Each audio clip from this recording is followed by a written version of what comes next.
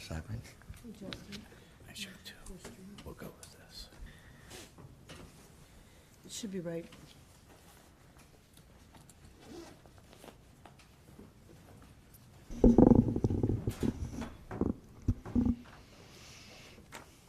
Oh, sounds like it is.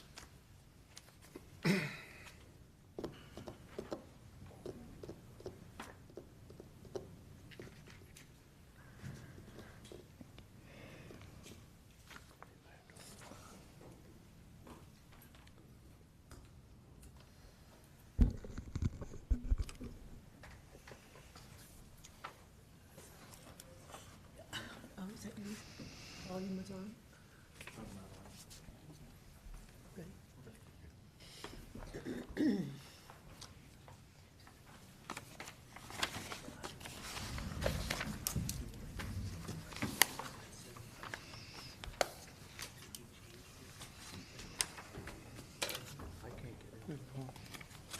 Things like this, we got a first reading of this.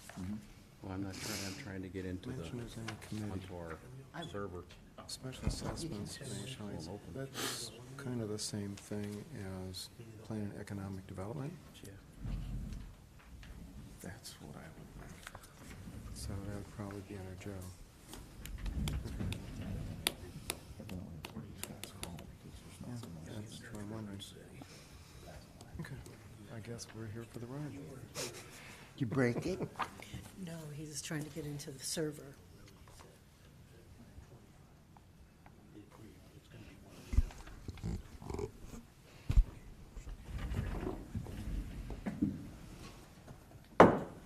I now call the Norton City Regular Council meeting to order, Monday, November 26, 2018.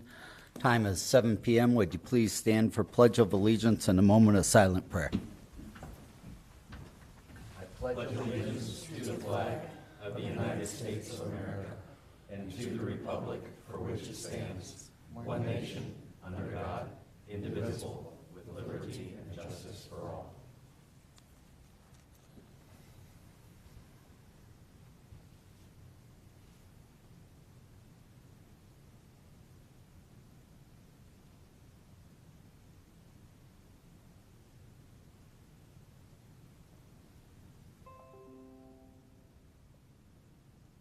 Thank you.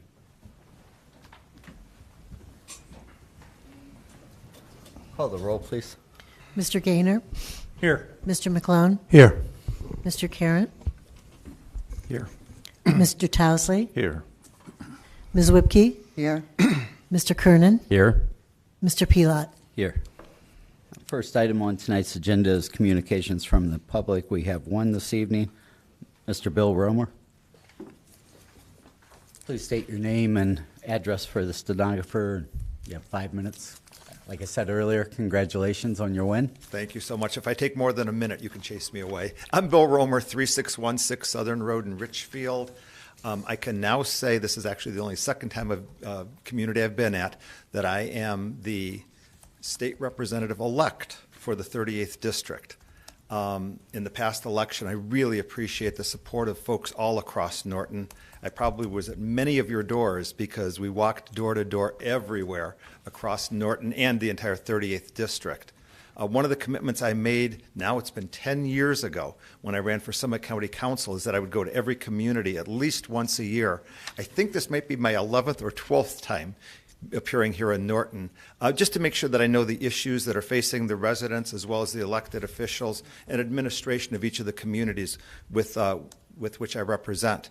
And I will continue to do that throughout the next 2 years and possibly beyond. And I'm always open to communication and input and feedback. So thank you very much for your time.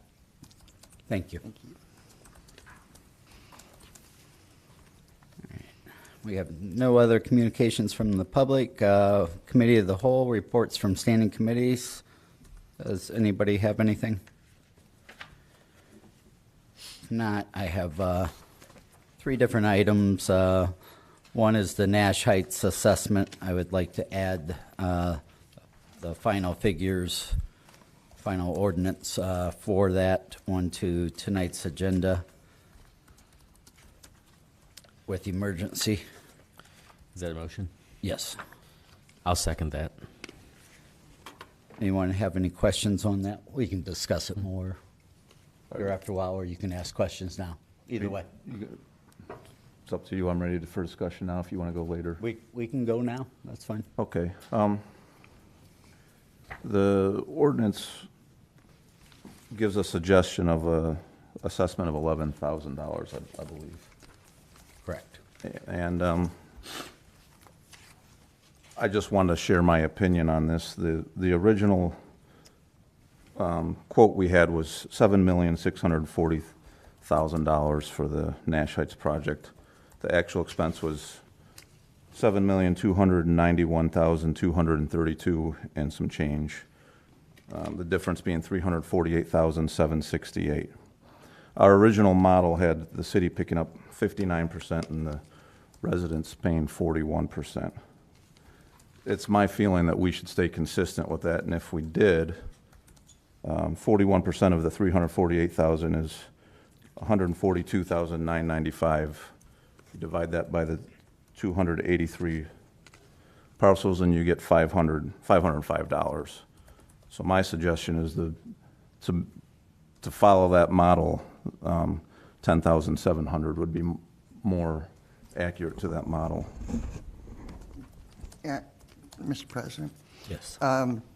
we must have been doing the same math, because what Mr. Towsley's actually doing is taking that 348,767 and doing that the 61 or the 4159 on it. Correct. And I also I agree.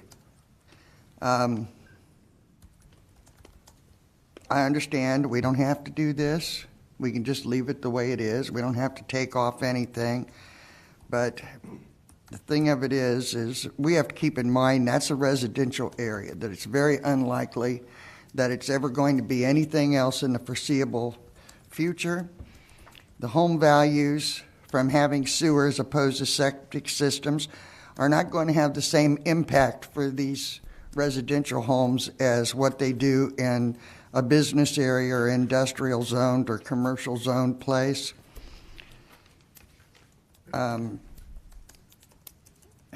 We don't have to use that figure. We don't have to do anything. We can leave it the way it is. But basically, we can do with it what we want. And I agree with Mr. Towsley. We ought to do the 41-59 split.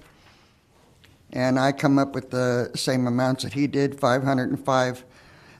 If it make you feel any better, go to $500. But the majority of these people were forced into this. They didn't ask for it. They didn't want it. And it really hurt some of them. And anything that we can do to relieve that, I think we should. This was an unusual time. We're probably never going to see anything like this in Norton again. I hope not. We never have before, to where that so many people was impacted. And I hope, think that this could help alleviate some of the burden that's been put upon these people by reducing it down by that amount. So that would take us down to like 10.7, I believe, from 11.2. If we take the 5 off, it would be around 10.7. But I agree with Mr. Towsley. Anyone else care to join in on this? How would that affect the fund that we would have to pay this money out of? A couple things. First of all, theoretically, whatever the residents in that area don't pay, the rest of the citizens of Norton get to pay. Okay, so that money's coming from somewhere. So if the residents in Nash Heights don't pay that money, then somebody who pays their taxes over in Mount Vernon gets to pay that for them. Somebody who's already paid for their septic or their sewer has to share in that cost. We're already forcing the taxpayers to share in 41% or 59 or whatever the percentage is, 59% of that cost. They're already picking up 59% of it. So that's the first thing. But secondly, we've talked a lot of times before about this fund that this money is in for future projects, and we have to be careful about this fund. How does that affect that? if I might. Ron, do you want to? No.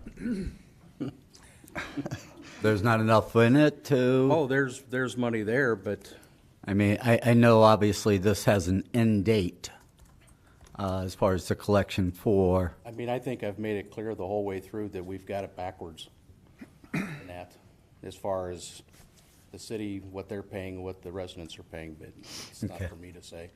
All right. So, I mean, the impact is, just from a math perspective, it's $140,000 over the term of the loan. So it's if you, for every $500 you decrease, it's $140,000. So it's really a council decision. I mean, you've seen the models.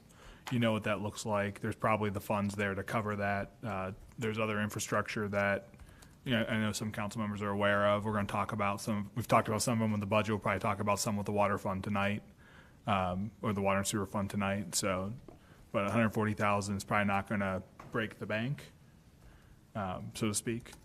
But to Mr. Messner's point, I think to Mr. Kern's point, every dollar not paid is paid by somebody else. So just there's that balancing act there. But the thing of it is that in the future, as more people tie in later, that's going to be going back into the funds, and it's not doesn't have a basis on these numbers. Wouldn't that be a correct statement? So for a sanitary sewer tie-in, there would be we've waived our tap-in for sanitary sewer, the city of Norton has. So it's just the city of Barberton tap-in's all that's being collected. So there'd be no funds. We don't collect the 27.5% anymore, and we don't collect the tap-in anymore. But anybody tying in after these 283 people is still going to be paying an assessment. They don't get it for nothing. Yes, they do pay an assessment. That's correct. So there's still going to be that coming back. And no offense, Mr. Kernan, but Mount Vernon isn't a very good example for the plain and simple fact. I believe those people bought those homes with sewers already in, weren't they? Didn't you have sewers what in? he's saying. But Yeah. that house was built. Yeah. They distributed all the funds Right. to all those houses where they were built, so it was probably 11,000 probably. Yeah, believe me, you But, pay but for they it. understood that. It's not like they suddenly got this thrown at them like these people did. And some of them did actually replace their septics before this happened, and it didn't make any difference. They still have to go and hook into the sewer. So it's not like it's going to be a total loss. And as Mr. Markey and Mr. Towsley said, it's $142,994.74 with the 283 people coming in, which still leaves us $205,772.93 out of leftover from just the 348. And when you look at this the way we have it written up right now, where we're looking at it, it says 43% and the city's picking up 57%. This could be construed that we actually raised the price on them. Although we didn't, it would be lowered somewhat. It's not the $41.59, and appearance makes it look like we are. Yeah, for whatever it's worth, and it may not be worth anything. Mr. Fowler and I had talked about this before, and I should state that Mayor Zita also didn't participate in these conversations. He's one of the property owners being assessed, so he's not participated. He's abstaining, and I believe Mr. Gaynor has also said he'll abstain from conversation. So just for the record, want to state that. We're okay at 10.7, I think, from an administration perspective. I think that was not unexpected. And so we, like negotiators, we said 11, but we thought maybe council would look to lower it a little bit. So we're okay if that's where council wants to go. I'd just like to add further, Yeah. you know, we're talking about breaking up savings. We're kind of coming from an approach that's costing somebody more, and I understand it hasn't been paid yet, but we're talking about breaking up savings, and it's still going to be $59.41 if it were at the $10,700. I'm sorry, I think Mr. Fowler would like to interject. Yes. I mean, just so we understand, we're talking about $85,000, $84,900, when you do the 283 times 300, because what we proposed was 11,000, and by your proposal of 11,700, we're talking about $300 per home for a total of 84,900. 10.7. 10.7. Or 10, but it's $300 difference per per home. house. Right. I mean, It's not unexpected, right? It's not unexpected, and to be candid, I think it's a very valid point to stick to the 51 or 49.51 or whatever that percentage. So is that the plan from here on out? If we do assessments from here on out, we're going to do 59.41? Are we stuck with that percentage? That is a council determination. I mean, because we seem to be really liking that 59.41. Why can't we just put in there that due to the unprecedented situation we found ourselves in, this is not going to hold us to doing anything in the future, and we have to take it. I just want to make sure that there is some relief for everybody else in the future that has septic systems. I believe even the ones on Greenwich, where we put on, not Greenwich, Cleveland Maslin, we picked up part of that as well. Those people are not being charged a full assessment where we put in the new street and the sewers and stuff, that we picked up part of that out of the same manner. So we just need to make sure, but we don't have to be held to this 41.59. This is where we started on this one. And I just think it's important. And it's a good gesture on our part. I will listen. If council wants to do 10.7, I will vote for that, and I will support that. That's fine. I just want it really clear that in most communities, when there's an assessment, the property owner pays the assessment. That's what happens. So, this is not the norm already.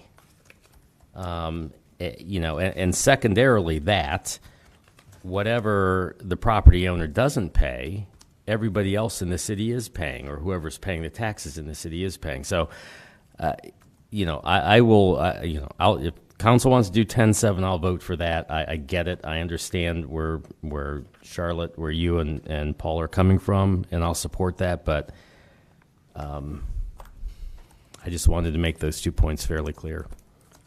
And I'd also like to make it known that, it's not like the city did this. This was mandated by the EPA, number one. Number two, it was due to failing septic systems throughout that area. We, in turn, after putting having the sewers installed per the EPA, redid every road through there. We went ahead and the pump stations that were installed and stuff, we've tried to put landscaping around those to make them aesthetically pleasing rather than looking at this god-awful pump station. I know people were upset.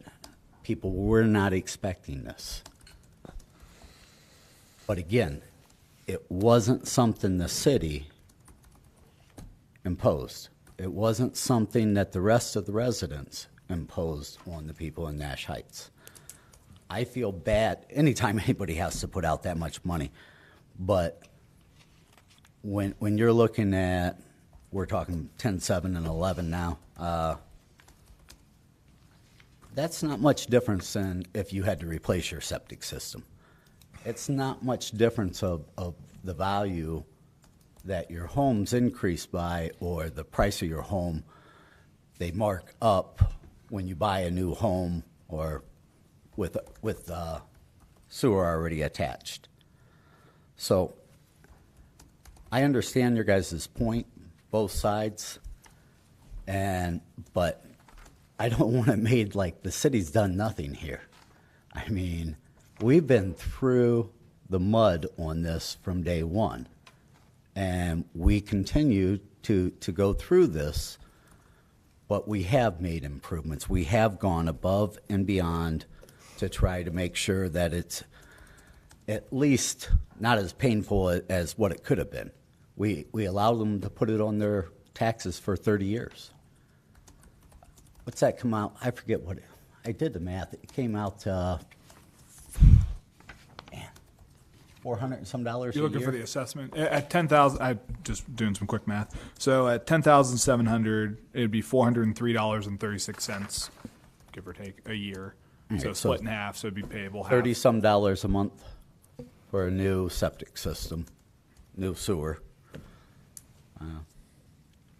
All in all, probably not that bad when you take into account what where the EPA is going. I mean, they're trying to do away with septic systems.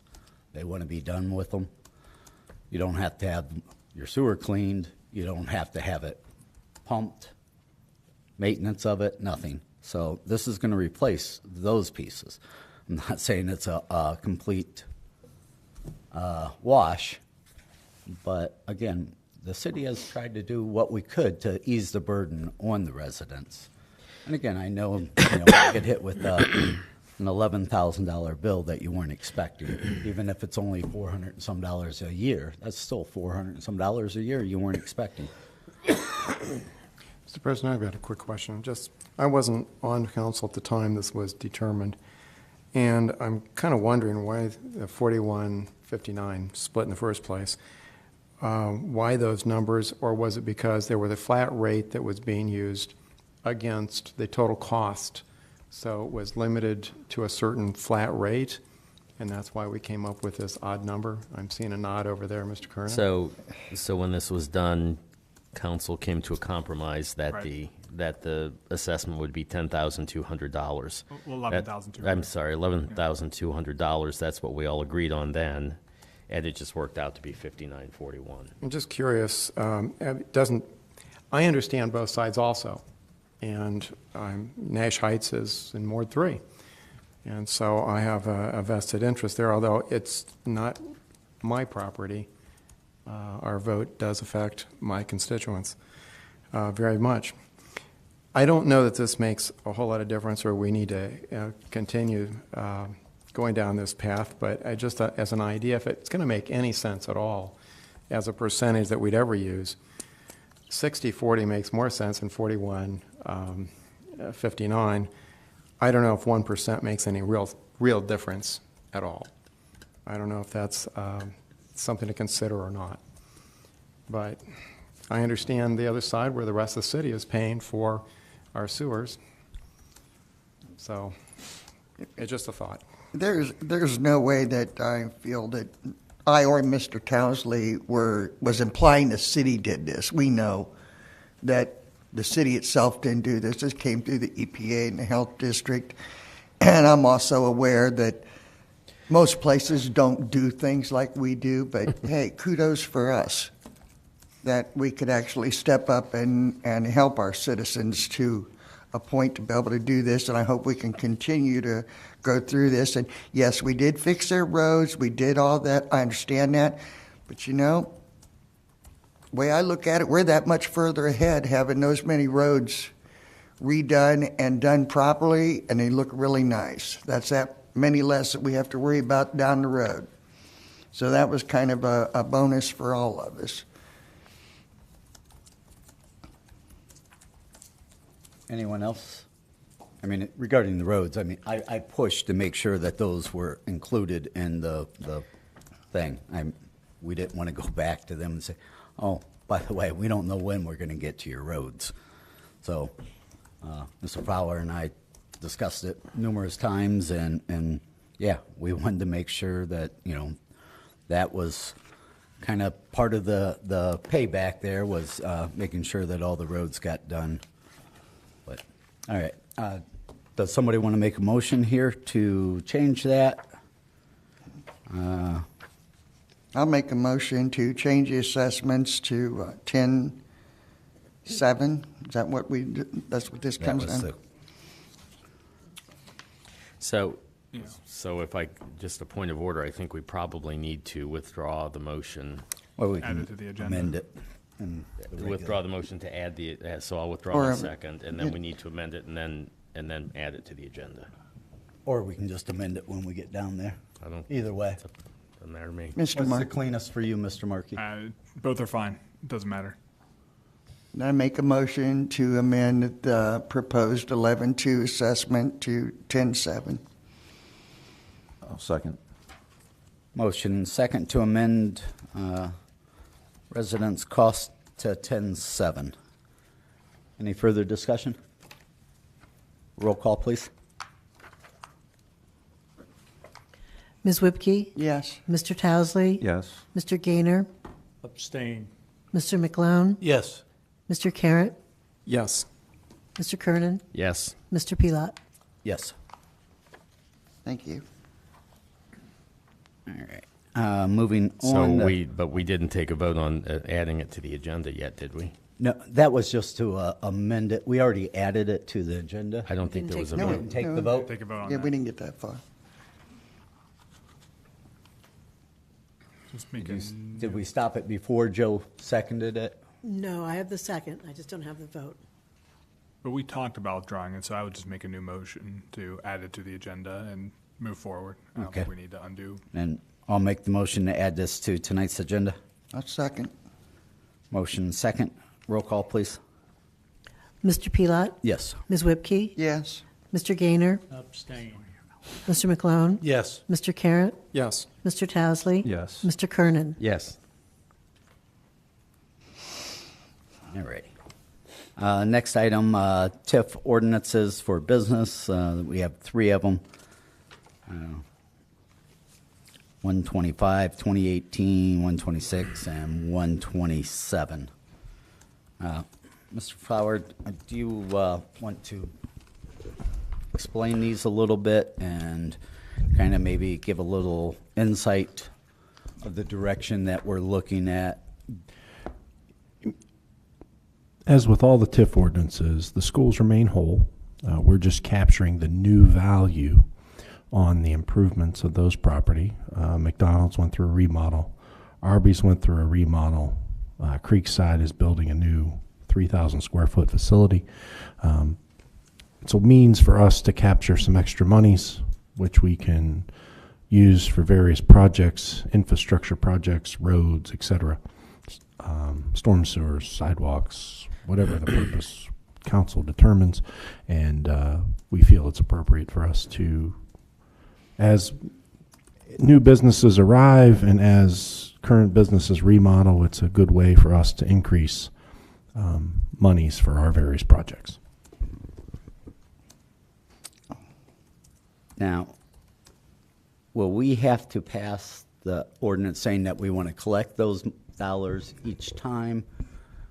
Or will it be a matter of we want to collect for a certain property? Sure. So each ordinance is property specific. It's for the full term. So here we have a 30-year ordinance, 100% exemption. So you pass the ordinance once. It'll be up to us as the city, which we'll do next year, to apply for exemption applications that get filed with the county fiscal office. And once that's exempted, then it goes into, basically it becomes automatic.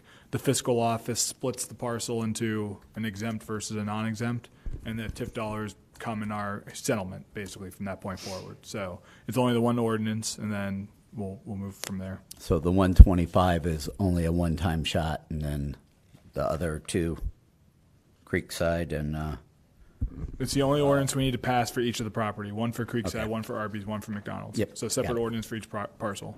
can I put those forward as one? I'm okay with that, yeah. Consent agenda? Anybody have any further Yes, questions? I do, Mr. President. Yes. Is this, we don't need anything signed by the schools for this ones? Say that again. I'm We sorry. don't need the schools to sign anything before we can move No, forward? we have to notify them. We have a That's it. requirement to notify them. Okay, they don't have, and time sensitive? End of the year. End of the year, because we have to, the TIF is based on the value gets locked in based on the value when you pass the ordinance. And so those improvements are likely, at those properties are likely to hit the tax duplicate next year. So if we don't pass it this year, we lose all the increase in value. So you need to have it done by December 31st. So we really do need to move on it since we've only got, what, like 2 more Yeah, the meetings? 10th is our last meeting, scheduled meeting. Possibly waive readings. Do we have this set up to do so? What would be, if you read it for the first time, it's not Tonight. to read tonight, is it? It's first time tonight, and the second could be on the Yeah. So, Read it tonight. I don't have it on my agenda. Yeah, as long as it's Second passed by the reading. 10th. Yeah, as long as it's passed by 10th, it's fine. I do have a question. I got a little confused with Mr. Pelot and Mr. Markey's back and forth. Sure. Maybe I didn't understand what you were asking. I thought you were asking, does this TIF money, will it be every year going forward? Yes. Yes, for 30 years. Okay, that's where I got a little We, bit. that's okay. So the procedure is we pass an ordinance for a property, say it's McDonald's, we pass an ordinance. Once that ordinance is passed, the parcels are split. We file an exemption application with the county. Once that gets approved, actually goes down the state of Ohio, they approve it. The county splits the taxes into TIF versus property tax, and then we'll get the TIF money sent to us every year for the 30-year period. Now, from an accounting standpoint, how do we track something like that? To know that we're getting the money and they didn't so- pay 31 years versus. Yeah, so each ordinance authorizes a TIF fund. I think we maybe need to clean that up as we move forward. But I know Ms. McComber sent me an email last week. I maybe didn't respond to it, which is, yeah. I went ahead and changed it. Okay. So there's a TIF fund that's set up, and that's required by state law. So when we get our settlement from the county, we get the property taxes, then there'll be a TIF. All the TIF dollars gets deposited into the TIF fund. How you know you get your value, there's separate parcels. So if you go and actually look it up on the Summit County property, they have the appraisal website where you can look up the property values. You can actually look up each of the properties, which is one's the exempt and one's the non-exempt. So you could verify how much is being charged. But it's an accounting system. They have it pretty well figured out down there. So I was looking more for our internal purposes, trying to, maybe as we move forward and we're looking at future projects and stuff, and we're looking to see where this TIF money could be used, and trying to looking out, 5, 10 years, 15 years, whatever, like I said, down the road. How do they know for sure how much money they're going to be still bringing and what's coming to an end? Because obviously, there's no way to know that, right? Because a building could burn down, they could choose not to rebuild. There's no guarantee that the money's going to be there for any length of time. Okay. So I would not rely on that necessarily as that you're going to get a full 30-year collection. You're authorized to do it. You may not get it though. Yeah. So The money, if I'm not right, you can correct me, the money that's derived from these TIF funds are earmarked for certain areas and certain things to be done. Is that correct? So you can spend the money on public infrastructure improvements for any improvement that gets burdened by the property. So if we're out here on Greenwich, we have the 2 parcels there, and we have the Acme Plaza. That stretch of Greenwich or Cleveland-Massillon Road, if there's public improvements that need to be done in that stretch, well, those properties benefit from those public improvements. That would be an allowable use of dollars. That's what I was getting at. But it's not specific. It could be any public infrastructure. It's public construction. Yeah, it's generally defined as real broad, any public infrastructure improvement. And the other thing is, you say these 3 have to be done, I've been told before, by the first of the year in order to qualify them for the, how about a couple of others that we're looking at that are already done or being completed? Do those also have to be done before the first of the year? They do. You know what I'm talking about, Mr. Fowler. There's 2 more at least that I think has to be also ordinanced before the first of the year in order to qualify for this. So I would suggest that we make sure that's done also. Get a move on. I have one other question. Since this is actually based on the property taxes, correct? So what happens if the values go up? Will this fluctuate, or is it like the school levies where it would just stay, or the fire levy where it stays kind of stagnant? It could increase or decrease, just depends. So on, it does fluctuate. Yeah, it fluctuates just like your regular property values. Okay. You could think of it just like normal property. It's just normal property taxes. It's if we get a split that we could do different things with it. Right, and that split But it could behaves go just up like- or down. It's not. Right, but it behaves just like property taxes otherwise. From a property owner's perspective, you're paying your tax bill. Right, from the city perspective, we account for it differently.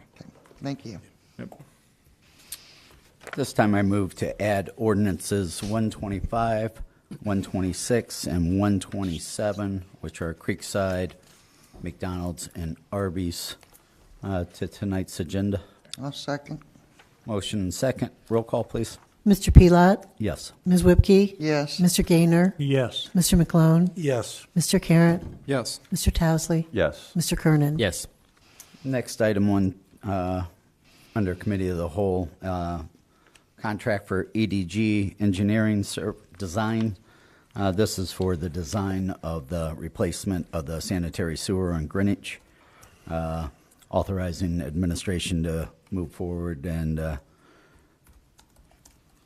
contract with EDG to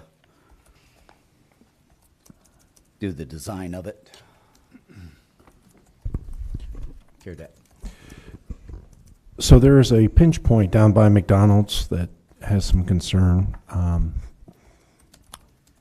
with the contract for the Cleveland Massillon Road project being let Friday. We'll know or Thursday, I think, the bid will be let, and we'll know who's the successful bidder.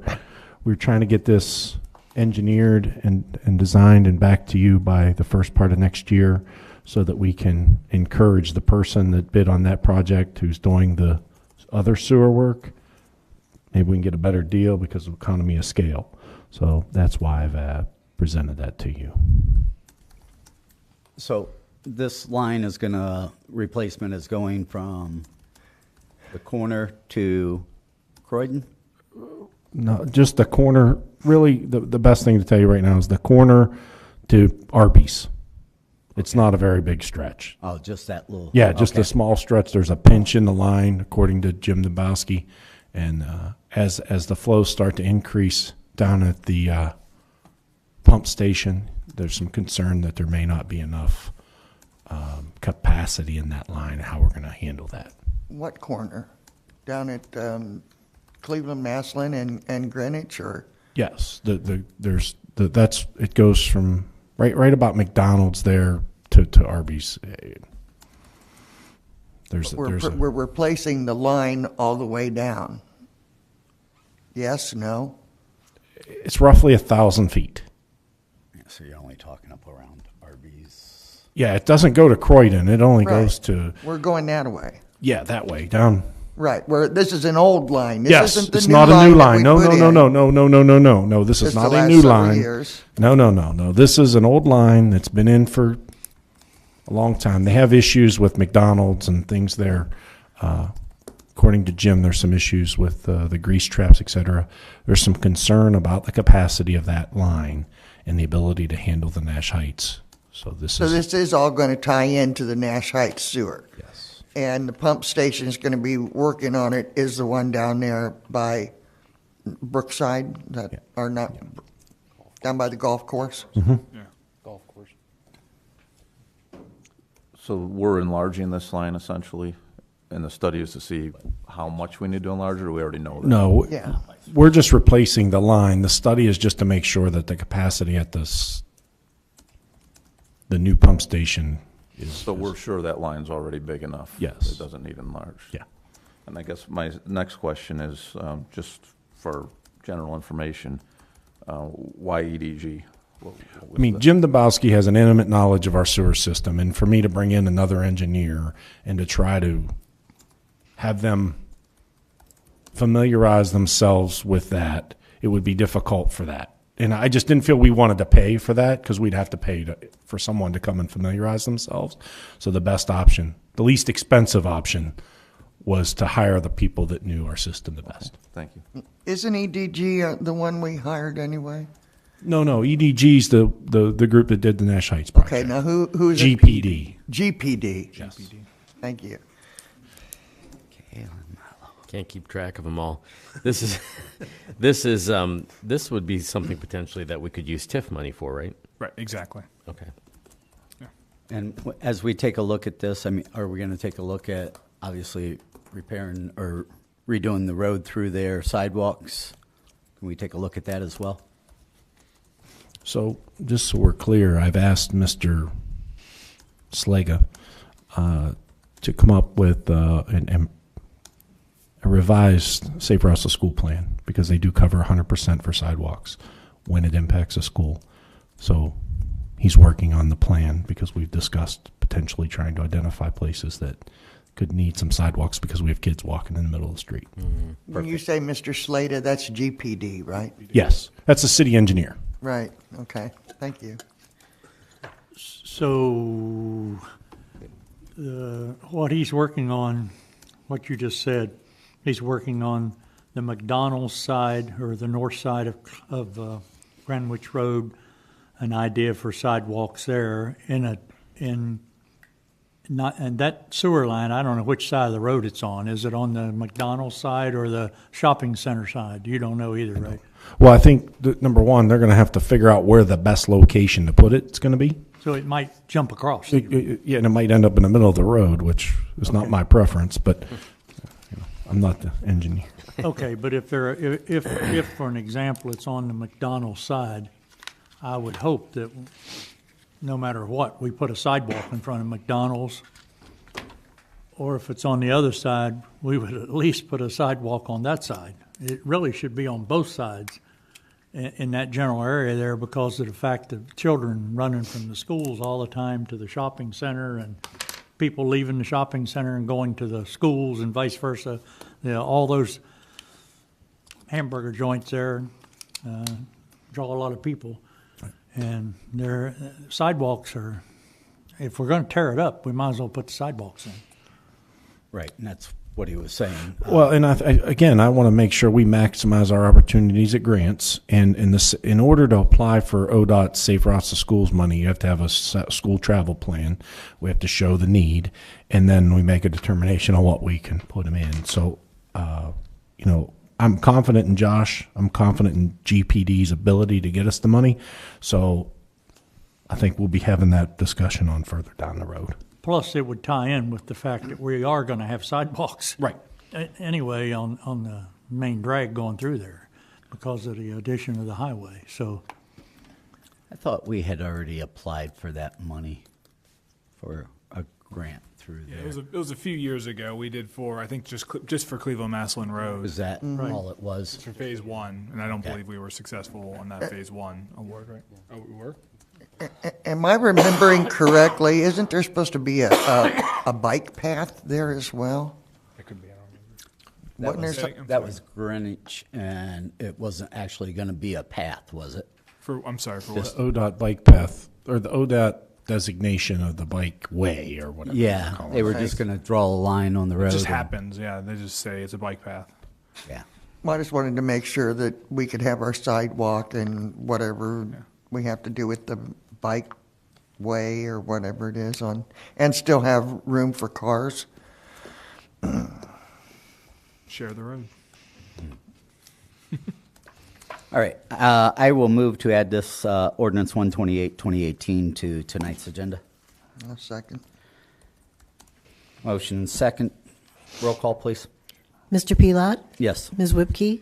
Yes. Mr. Gaynor? yes, Mr. McClone? Yes. Mr. Carrot? Yes. Mr. Towesley? Yes. Mr. Kernan? Yes. That's it for committee of the whole. Consideration of minutes, any corrections, additions, or alterations to the minutes, regular council minutes of November 12th, 2018? Hearing none, those will be accepted as submitted. Any corrections, additions, or alterations to the minutes of the committee work session November 19th, 2018? Hearing none, those will be accepted as submitted. Any corrections, additions, or alterations of the special council meeting of November 19th, 2018? Hearing none, they will be accepted as submitted. Reports from officers, boards, and commissions, starting with Mr. Fowler. I have nothing at this time. Okay. I have a public service announcement when that comes time. Okay. All right. Mr. Messner? I have nothing, thank you. Mr. Markey? Nothing, thank you. We have no public hearings this evening. Introduction of new legislation.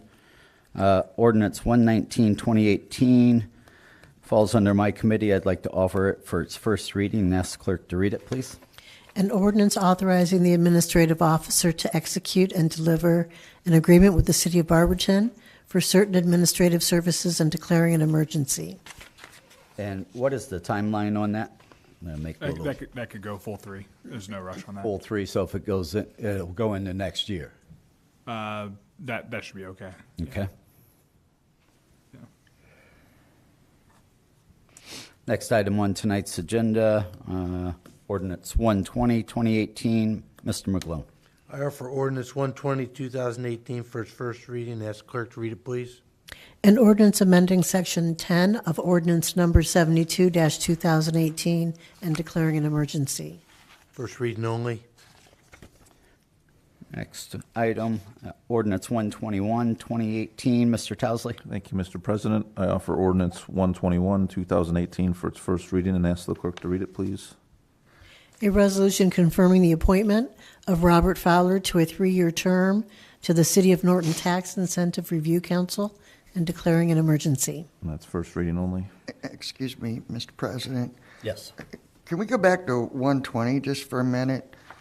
I thought the original was for 80/20 for the Fund 170 and 201, and I think this latest one is written up 75/25.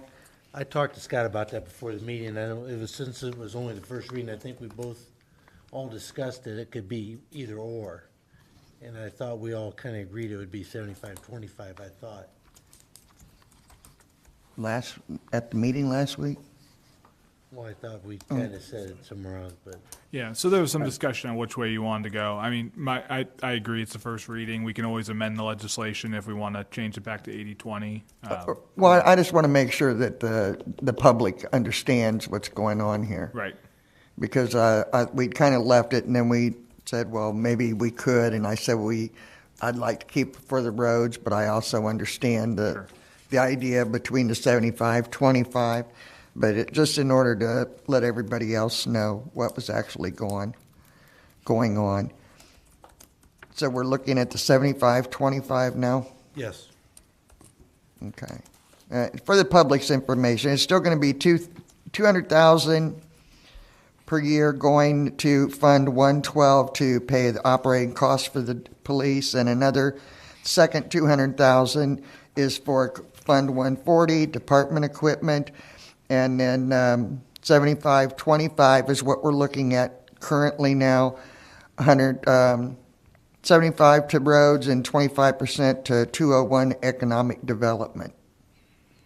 That's correct. And there was just, is there any way that we can make this like,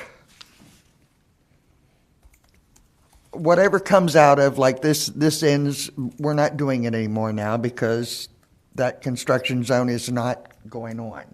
Correct. So why couldn't we just say, when that ends, whatever comes in from that time period is what's going to be put forth for the year, as opposed to making it a calendar date or the fiscal year? So then that way, if we go back to doing this like next spring or whenever they put the construction back up, it picks up then. And when they're either done or we end it because it's done for the year, it stops there. Do we have to have a specific date and just go with the flow, so to speak? Are You you understand? Yeah, so I think the issue we talked about last time was whether the police department gets the first $400,000 in Right. each calendar year. So if we were to do enforcement again in the spring, would there be another $400,000 deposit? And so I drafted the ordinance, which I thought was the direction to say that there would be another $400,000 deposit Plus the 75/25. plus the 75/25. Yeah, we'd start over basically. So basically when it starts, if and when it starts back up, we're starting again at that point. That's right. And whatever is supposed to be coming in currently now, we're done with it. That's what will be going into this divvy. That's right. Thank you.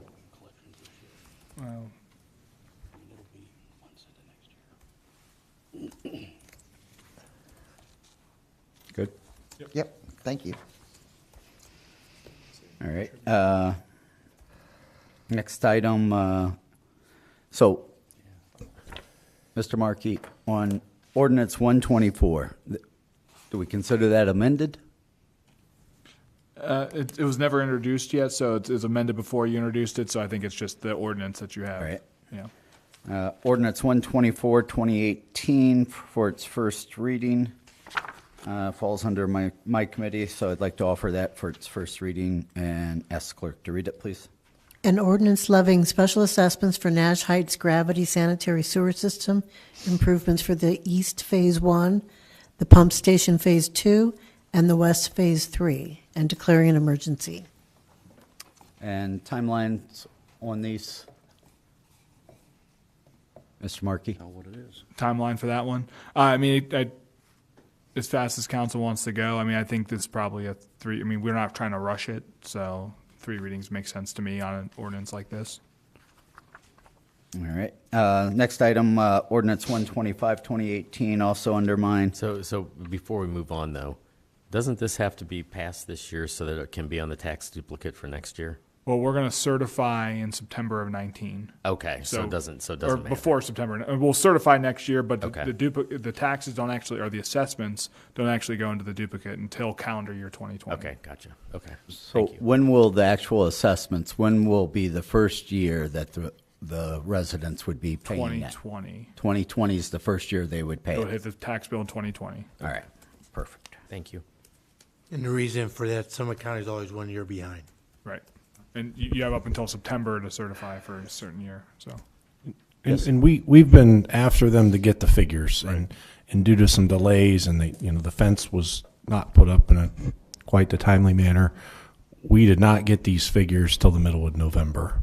So by the time we got them and digested them and got them to you, we do apologize. We were trying to get it sooner, but that's the best we could do.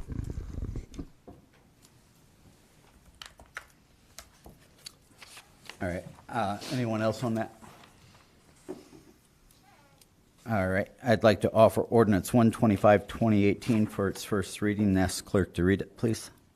An ordinance declaring the improvements to certain real property within the city to be a public purpose, describing the public improvements to be made to directly benefit such parcels, exempting such improvements from ad valorem real property taxation, requiring the owner of the improvements to make service payments in lieu of ad valorem real property taxes, and establishing a municipal improvement tax increment equivalent fund for the deposit of the service payments in lieu of ad valorem property taxes, all pursuant to section 5709.40 and 5709.42 and 5709.43 of the revised code, and declaring an emergency. All right. And these 3 all by December 31st, correct? Yes. All right. Next item, I'd like to offer ordinance 126, 2018 for its first reading. Ask clerk to read it, please. An ordinance declaring the improvements to certain rural property within the city to be a public purpose, describing the public improvements to be made to directly benefit such parcels, exempting such improvements from ad valorem real property taxation, requiring the owner of the improvements to make service payments in lieu of ad valorem real property taxes, and establishing a municipal improvement tax increment equivalent fund for the deposit of the service payments in lieu of ad valorem property taxes, all pursuant to sections 5709.40, 5709.42, and 5709.43 of the revised code, and declaring an emergency. And want everybody to keep in mind, this is not their entire property tax. This is solely on the dollar valuation of the improvements that they made. Ordinance 127, 2018, I'd like to offer for its first reading. Ask the clerk to read it, please. An ordinance declaring the improvements to certain real property within the city to be a public purpose, describing the public improvements to be made directly to benefit such parcels, exempting such improvements from ad valorem real property taxation, requiring the owner of the improvements to make service payments in lieu of ad valorem real property taxes, and establishing a municipal improvement tax increment equivalent fund for the deposit of the service payments in lieu of ad valorem property taxes, all pursuant to sections 5709.40, 5709.42, and 5709.43 of the revised code, and declaring an emergency. Next item, I'd like to offer ordinance 128, 2018 for its first reading. Ask clerk to read it, please. An ordinance to authorize the administrative officer to enter into an agreement with Environmental Design Group, LLC, for professional engineering services in connection with the Greenwich Road Sanitary Sewer Replacement Project and declaring an emergency. And what's your timeline on that? By the end of the year is fine. I think if it goes till the 10th, we'll be fine. Introduction of prior legislation. First item falls under my committee. Well, looks like all four of them. Ordinance 115, 2018. I'd like to offer it for its second reading. Ask clerk to read it, please. An ordinance establishing Fund 200, compensated absences and 27th pay. Mr. Messner, you good with the 10th on that? Okay. With all four of these? I think you'll recall that I asked your permission to set these up for Yes. the budget, so they're all three set up already. Okay. All right. Next item, ordinance 116, 2018. I'd like to offer it for its second reading and ask clerk to read it, please. An ordinance establishing Fund 511, Eastern Road Water Line. Next item, I'd like to offer ordinance 117, 2018 for its second reading and ask clerk to read it, please. An ordinance establishing Fund 201, Economic Development. And lastly, I'd like to offer ordinance 123, 2018 for its second reading and ask clerk to read it, please. The annual appropriation ordinance for current expenses and other expenditures of the City of Norton for the fiscal year ending December 31st, 2019, and declaring an emergency. Mr. Messner, will you have any adjustments to those figures by the time this gets its third read, or? You have one tonight that was in your mailbox. Okay. All right, if everybody would take a look at that before next, It actually was council, it's a small item, it was a $2,500 increase in the postal budget, thinking of the postage that will need to be for Nash Height assessment letters, et cetera. okay. That was kind of, Carrie brought that to my attention here just in the last few days, so I've added it, and I changed the budgets, and I gave you all hard copies with the appropriate pages. All right. Scott, that's the same amount that was used notifying Nash Heights residents, about $2,500 of certified mail. Okay.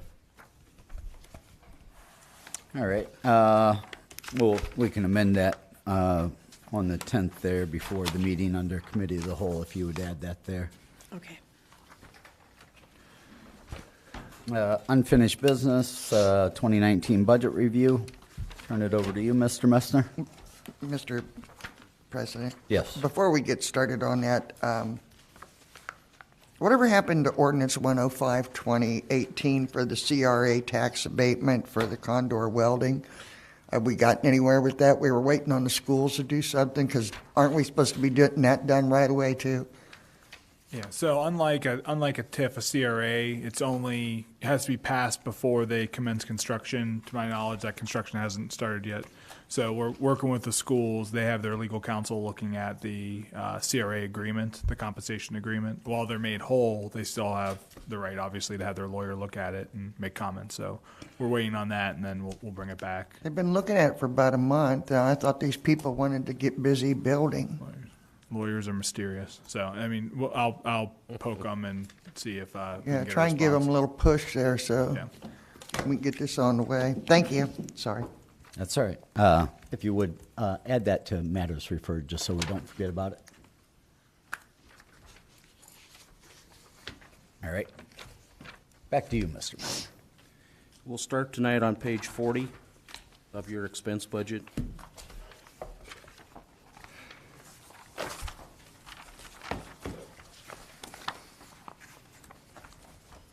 Community Center Fund. There's basically one larger item under repair and maintenance of facility, and that's basically to do some repairs in the community center, such as painting walls. It's been quite a while since we've painted walls. probably some restroom repairs. The petitions in both of the restrooms are quite old. They're starting to rust. So we'll probably do some repair work in the restrooms, try to improve the general aesthetics of the restrooms. And we may even look to paint the ceilings in that, although that's a popcorn type ceiling, so I'm not sure exactly. I know that I've heard in the past there's been some horror stories with the painting of that, so we'll see. But that's basically the biggest item in the community center. If there's no questions, we'll go to the next page, 41, Historical Fund. This is this historical house, and a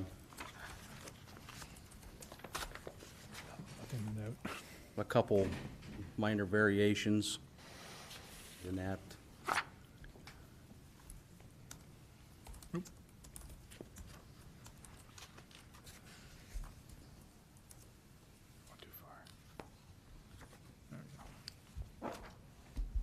Page 42.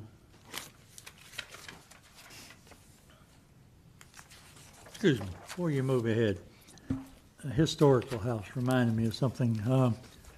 Wasn't there a question at one time about restroom work there? You know what I'm referring to? Yes, it's upstairs. I wrote a CDBG grant 2 years ago. Right, Because it was like a $30,000 expense and it was turned down. turned down. Yep, so, Are there other avenues to look for? I think that's a needed item there. I've been talked to about that. I think they would like to get it on the first floor in that, but just finding the funds to do it. I thought there was a question, Ron, about something about the outer basement wall was going to be a problem, accessing the drop point or something. Yeah, I'm not sure, Mr. Gaynor, all the ins and outs of it. I know that Service Department, Mr. Hess and some of those folks down there have looked at it.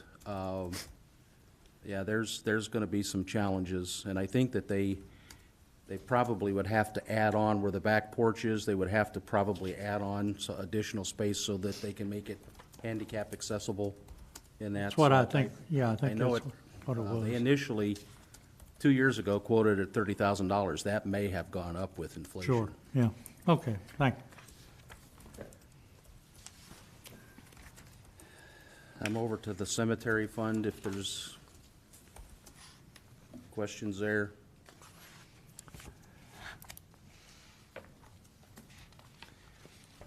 If not, I'll move to page 43, the recycling fund.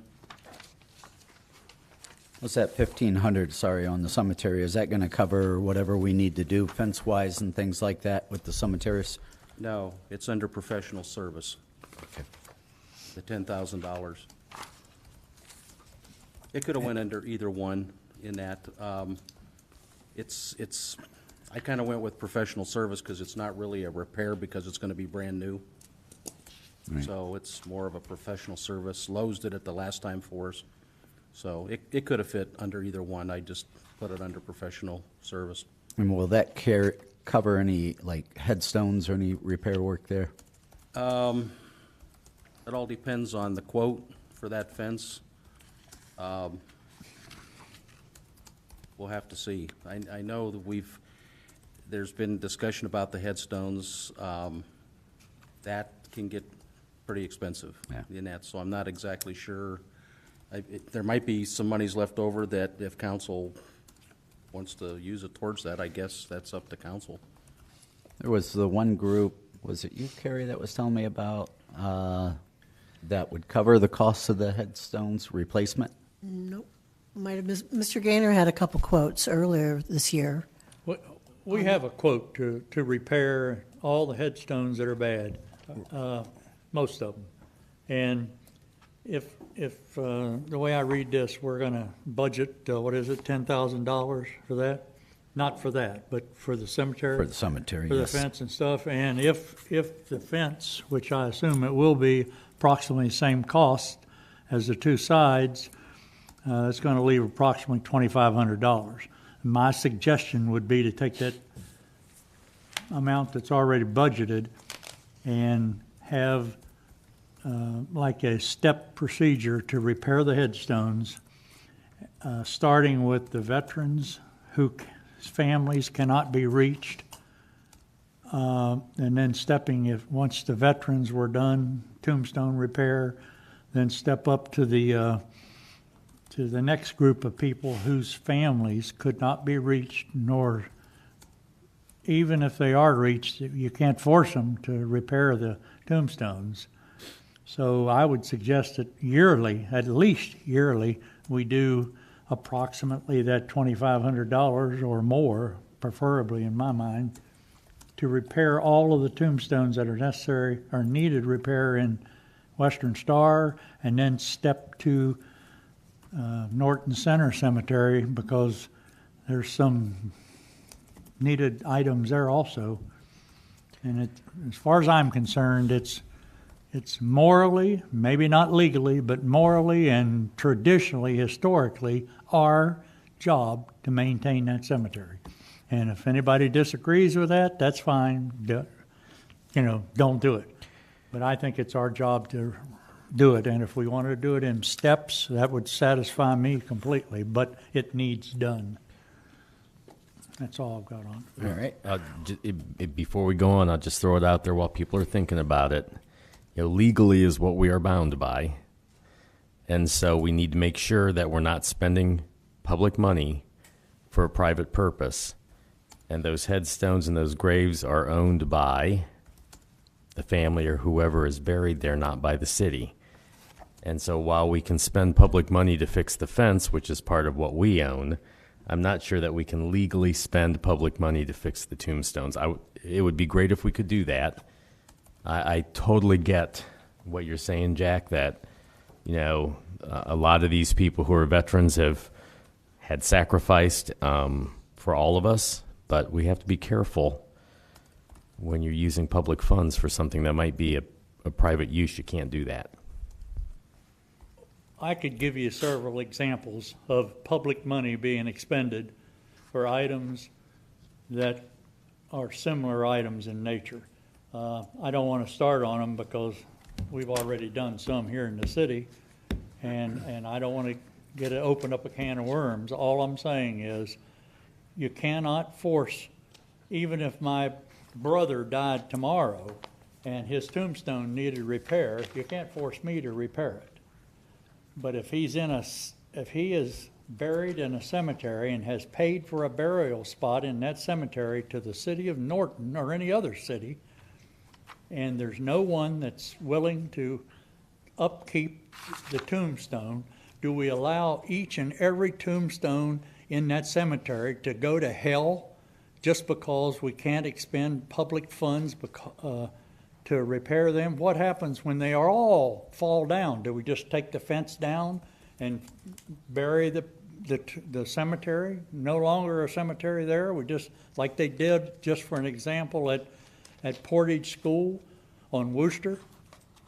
People don't even know where their headstones went of their relatives. Because of the same situation arising, they allowed that cemetery throughout the years to just be not taken care of. And now there is no cemetery. So as far as I'm concerned, it's our duty to do it. And if it means going to the Attorney General and asking him for an opinion, a legal opinion as to if we can or cannot spend the money, and he says, absolutely not, you cannot spend that money, that would be a disservice to the people of Norton and an illegal service, like Joe says, as the attorney, then of course you can't do it. If you get an opinion from the Attorney General that says we can't do that, then of course I'm not going to demand that we do it. It'd be illegal for me to demand that. But I personally don't think it's illegal for a city that owns the cemetery to not maintain the inner parts of that cemetery. We can open this up for discussion Yeah. next year. I mean, this is the budget. Because I mean, that can get into a whole can of worms. Let's put that on the agenda one time. Yeah, towards the beginning of the year, let's put that on the agenda.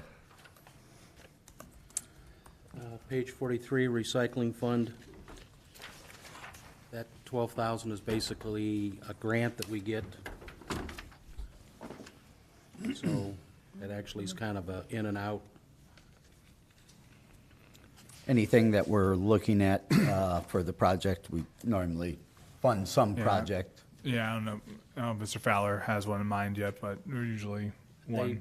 I think they've been talking about expanding that road, Yeah, making more widen the road over here, so it's more concrete. a 2-lane in the entrance in back to the recycles. Maybe you guys can mention it to him, where the entrance would come off the main road rather than after you turn. You know, if you could just turn, like there's the recycle bins right there. And then you would just drive straight out then. So just a thought, if you guys want to mention it to Mr. Fowler. Continue. Okay, page 44, the police pension fund is really an accounting fund for me. For accounting purposes, I have to put X number, I have to move money from the police budget back here for pension funds, so that's more for me than anything else.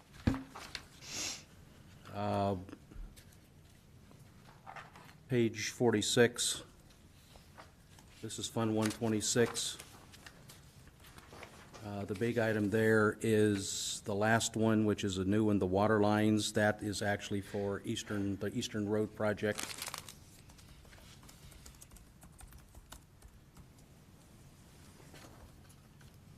Is that just a percentage of that project, or? That's the amount that I was given. Mr. Fowler, as you're sitting down, the question is, what does the 226.5 represent on the Eastern Road water line project? Or that 357, is that the entire project? It's on page 46, Robert. The very last item, the water line.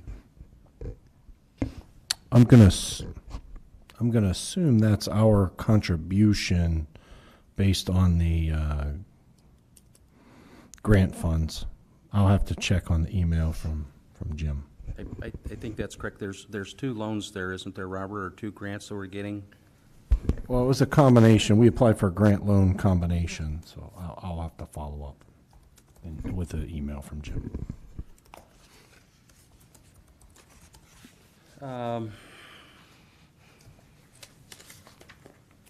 Page 47, Fund 127.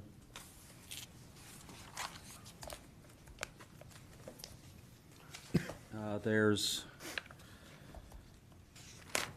a couple of things going on there. Basically, the first line, the electric pump station line, that is expenses to do with the upgrade of the pump station down on Golf Course, as is the next line, the engineering for the next line, as is the sewer project. And the, Upgrade in what sense? I'm sorry, Upgrade in what sense? we have, from my understanding, and I can't speak totally to it, but I think we have to increase the capacity. It's the study that EDG is performing, right, Mr. Fowler?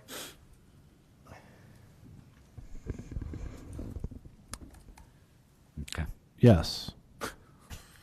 Well, no, we put 25 in planning, and we just want to make sure we had enough money in that fund to cover it. But the upgrade that we're talking about is what EDG is studying to determine whether there's sufficient capacity at that pump station. Correct.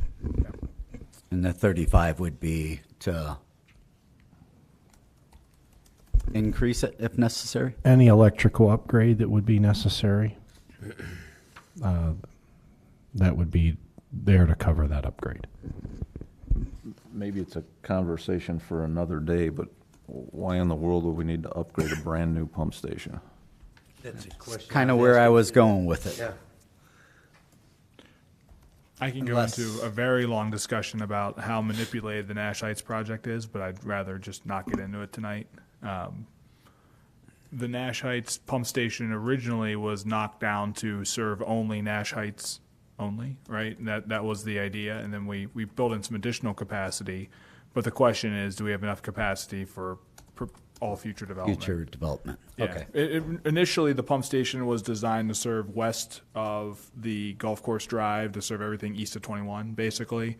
And that was linked to a conspiracy to sewer the entire city. So because of that, it was scaled back drastically to appease certain people. And that is what we ended up with, is a pump station that may not be large enough because of it. It was a political compromise. So what you're telling me is that because of all of everything that was going on over the Nash Heights project, we decided to build a pump station that was not big enough for the future. And now we have to spend more money to upgrade it so that it is big enough for the future. I think that's what EDG's studying. That's really what's going on here. Yeah. In a nutshell. Yep. All right, Mr. Messner. The very last line, sanitary equipment, is a brand-new line. That is to purchase a street-type sweeper for the service department. Is that the one we were talking to be like a sweeper and a pump at the same time? Or is that just a sweeper? I think it was just a sweeper. It's a street sweeper with a vacuum hose to suck out catch basins. Okay, that's what I thought.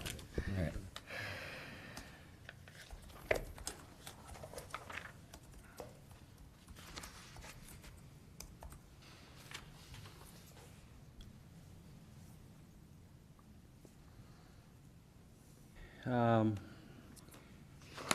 Page 48 is Fund 128, Water and Sewer Improvements.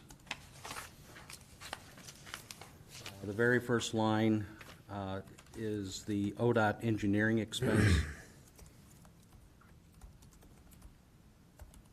The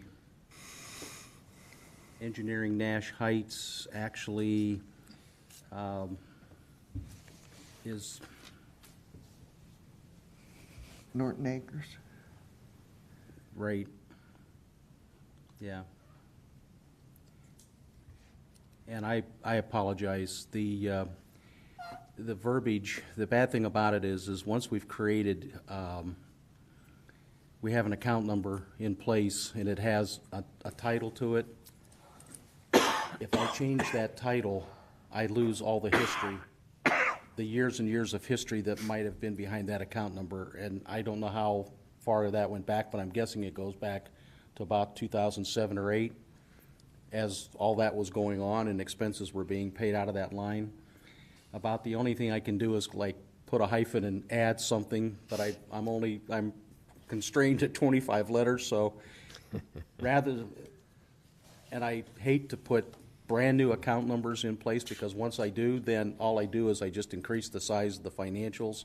So it's a little bit easier for me just to explain to you all that really doesn't have anything to do with Nash Heights, but it is for the package plan. So we're going to be looking at this. This is just for Norton Acres package plan. That's correct. And then later on, we're going to be looking at it for Brookside or Brentwood and Fraser. I believe that's correct. The $50,000, and that's what we've agreed to pay A to help cooperative Barberton. agreement with Barberton. The Even though it contribution. costs quite a bit more than that. But we paid that once already, correct? That was for the other pumps. That was for which one we already do. Brentwood is one that's going to be done, and then Norton Acres, I was told, will be second next year. Yeah. A July start date from year to year. Is that right, Mr. Fowler? Yes, the Norton Acres and the Fraser package plant did receive OPWC funds, and they will be moving forward with the demolition. Although, it should be July 1st. Even the Brentwood isn't done yet, and Right. their pre-construction meetings tomorrow. So, but We're working on it. we're getting towards that. I guess my question is, how many more times do we got to do this? It was only the 4 pump stations, so right. How many pump stations are left? You mean package plants? Package plants, I'm sorry, yeah. There are three Three currently in the city. Yeah, You have Norton Acres, which will be demolished right.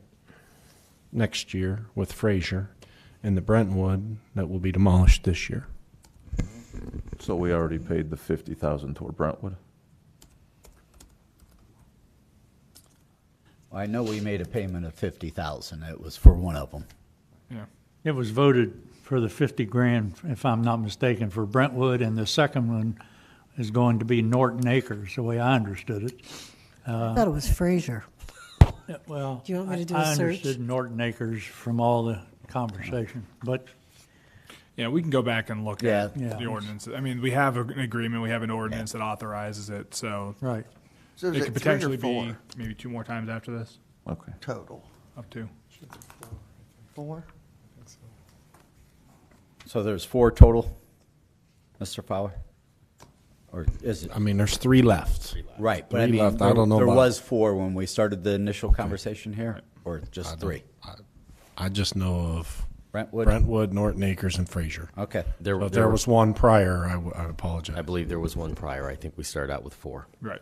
Yeah, that's my understanding. is I'm there are 4. thinking that might be, but Barbara? Carrie will look Yeah, into that. and- instead of guessing, we can just go, we can figure it Yeah. out and get back. All right, continue. The third from the bottom, the Nash Heights loan payment, that's a brand-new account. That's the loan payment we'll start making next year to the city of Barberton, $325,000 over the next 30 years. All right, so we'll be making that payment next year, but we won't be collecting for it until 2020. It's not gonna be 300,000.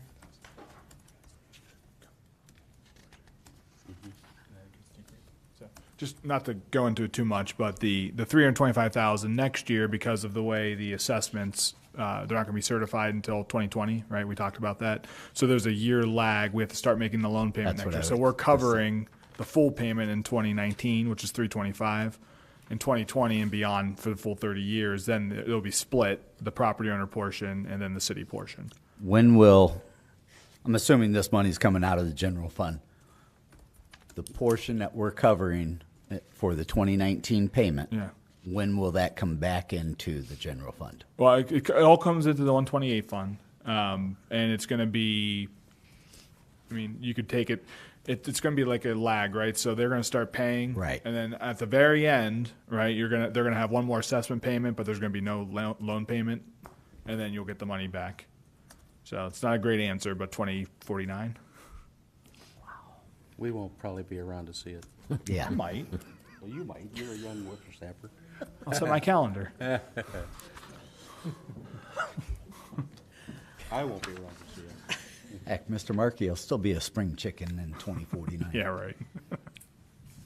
All right.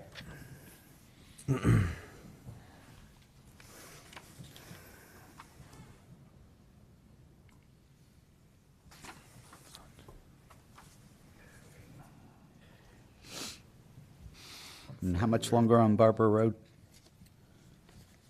I'm sorry. How many more years of debt? How many on more Barber Road? years to pay on Barber Road? I'm sorry, I don't have my debt book with me, but it's not that long. It's not that long. It's- I was only gonna say, about 3 or 4 years.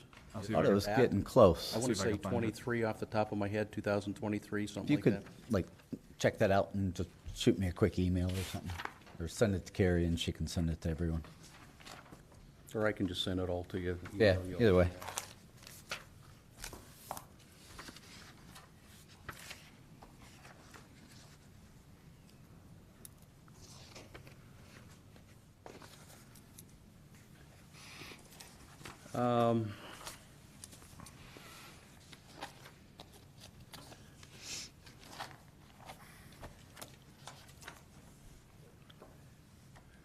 Let's see, where did I go to here? You're on page 48. I already did most of these. Might be finished with 48. Yeah, I'm done with that. Yeah, we've done those already. We don't need anything in there for Cleveland Maslin Road? That's, comes under a different, that's back under capital projects. Okay. Page 49 is police equipment. That's Fund 140. I think you all know what that is.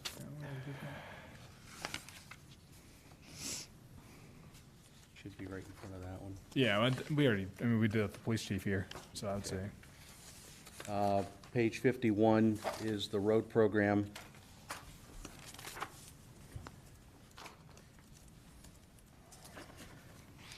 In addition to the money that we're putting into Cleveland-Maslin Road, which you'll see under capital projects, we're budgeting $1.1 million for road. Including Cleveland-Maslin or not? I'm sorry? Including Cleveland-Maslin or not? Cleveland-Maslin is under capital projects, so. Okay, so just wanted to make that's- sure it wasn't. That's on top of this. Okay. Also, if I'm remembering right, on top of this is Worcester Road and Medina Line, correct? Correct, and they won't come out of this fund because we'll be applying our 20% from the county's collection of permissive tax.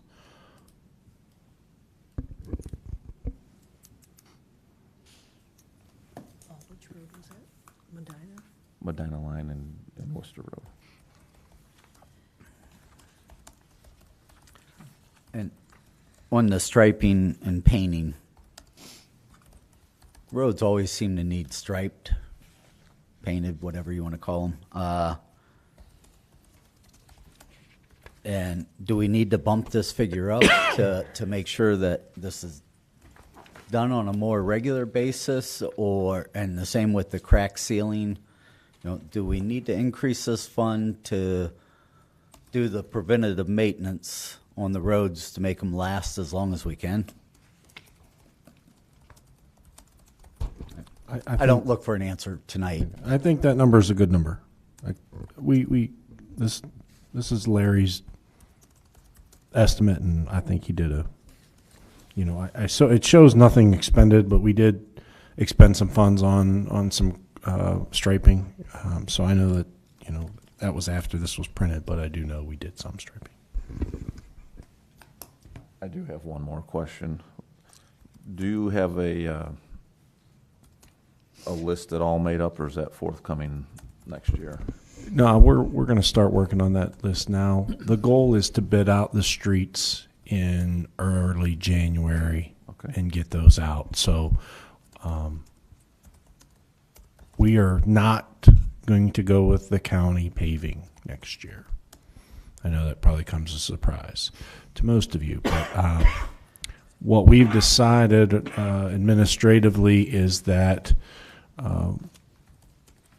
we are going to look to bid our project at the same time as Barberton. Will be separate contracts, but we'll bid them at the same time with the hope to get that economy of scale collectively with Barberton and Norton.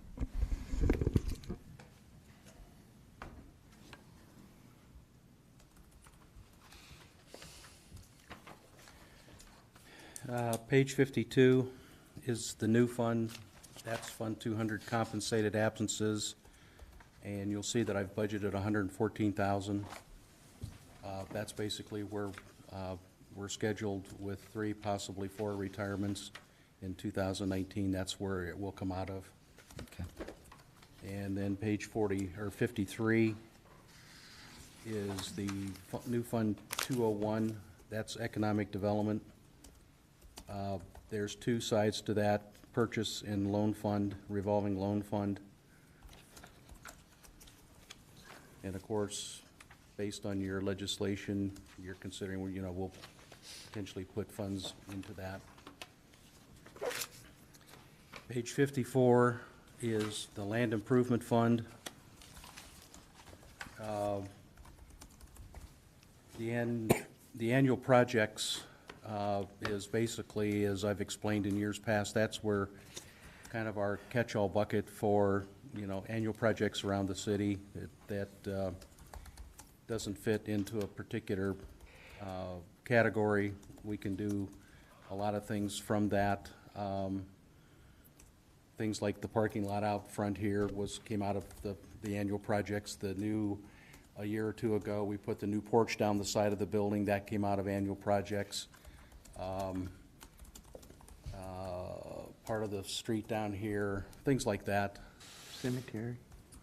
Huh? Cemetery Well, the fence. fence, yeah, the fence for the cemetery came from there. We've increased it slightly in that, I believe Mr. Fowler's working on ADA accessibility for the parks, so there's some increase to handle that. That's why somewhat of the increase over last year.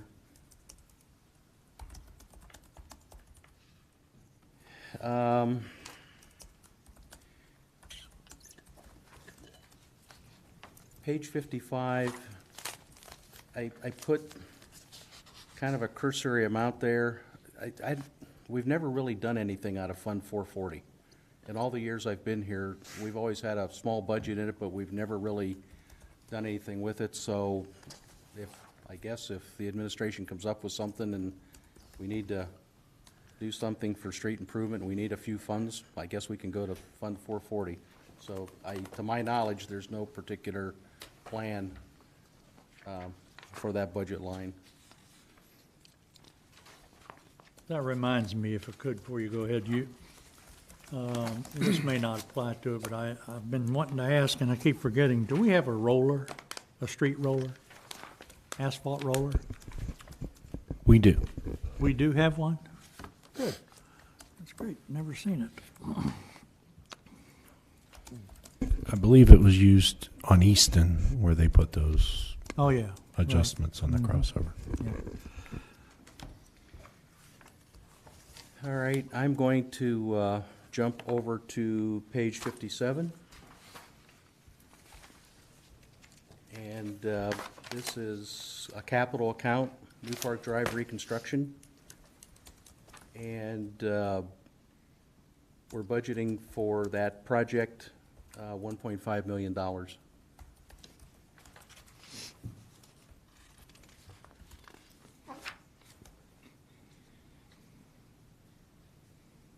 There's no questions there. I'll jump to page 58. And not all of that would be the city's portion. I mean, there's grants in that and stuff, or is that just the city's?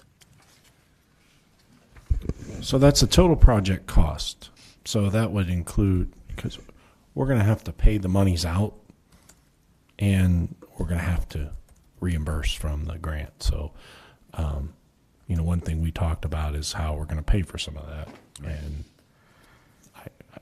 I will say it here, but I think an assessment is appropriate course of action on that project, and I think it's how we have to proceed with that project. But there's also some other grant monies we're going to apply for, which we would be seeking reimbursement for those. Okay. So that's the full project cost. Have we received anything as of yet? Because we've applied, correct? We've gotten, I think it was $665,000 in grant money for that project. All right, Mr. Messner, go ahead. Page 58. This is the Cleveland Maslin Writing Fund. Again, this is a capital account, and you can see the engineering expense, $150,000. Our part of the construction cost is $2.6 million, and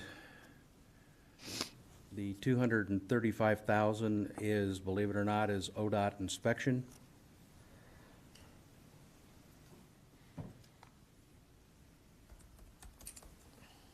And there's some additional funds left for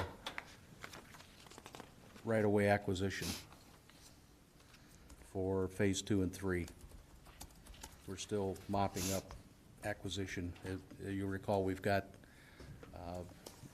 6 accounts in eminent domain presently, so some of those are starting to settle, but we still have 6 left that potentially could cost additional funds. And if it does, that's where it'll come from. So the 3.16, that covers phase 2 and 3? 2 and 3. So it completes this project. Right. And what year is this to be completed? 2020, Robert? Yeah, it's going to be about a year and a half. They're going to start next year. Remember, they got to do the sewer line first and then the rest.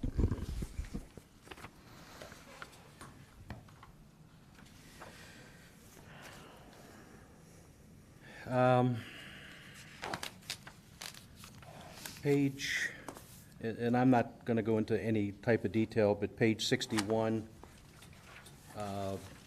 62, and 63, of course, are your debt service accounts.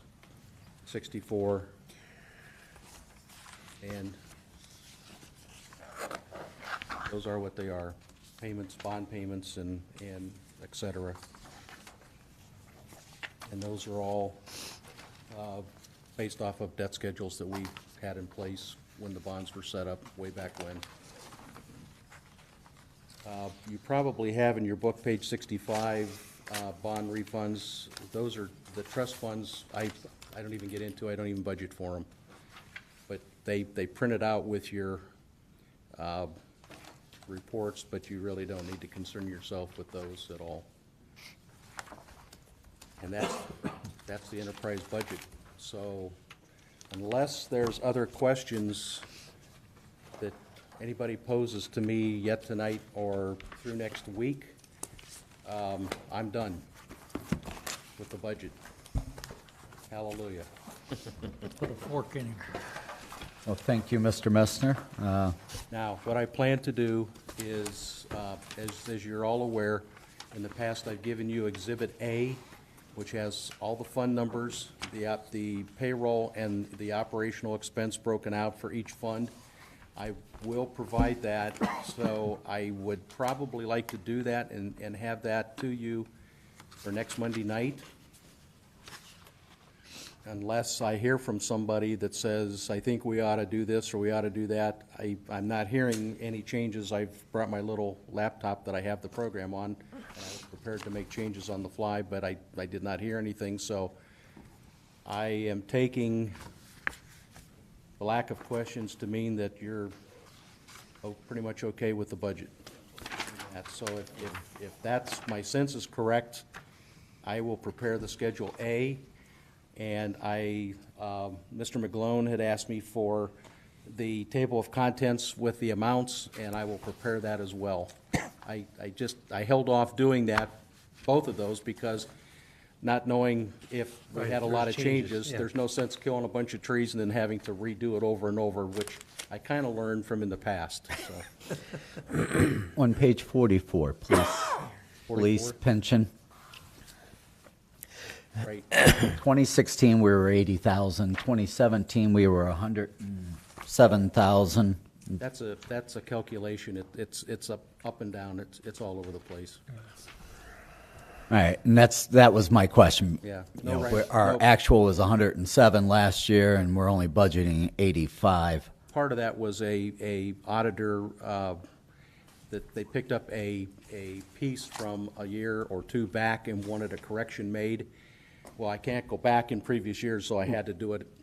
All right, so that was an adjustment year So for they- 2017. It's the city's portion, it's inside millage, basically, and so it's just, it's taxes that are collected by the county. So the county has has the rate, and they collect, whatever they collect is what they collect, based Okay. on the assessed value of the city. All right. If council would look over the budget one last time before next week, hit Mr. Messner up with any questions you may have, or Mr. Power, if you want to maybe add something in there. And we'll hit those if there's any questions. If not, then Mr. Messner will move forward with this.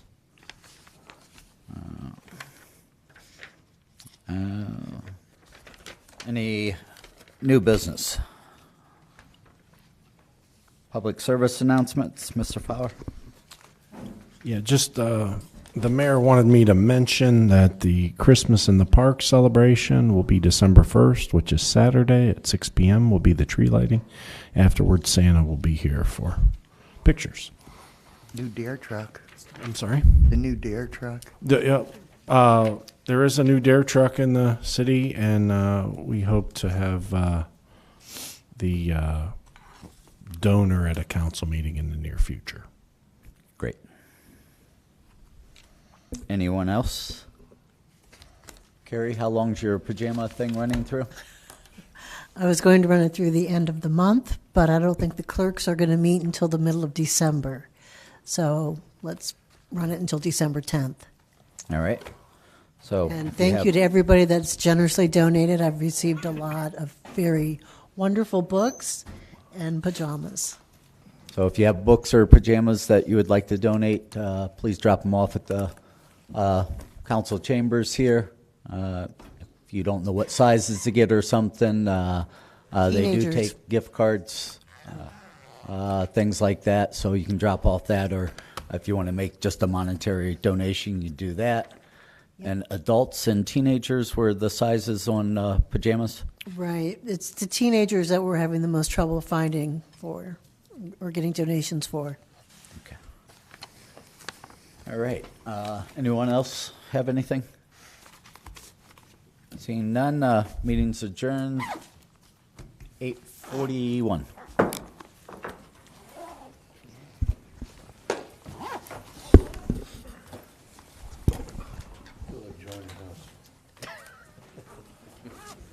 I remember those days. I remember those. Can I ask,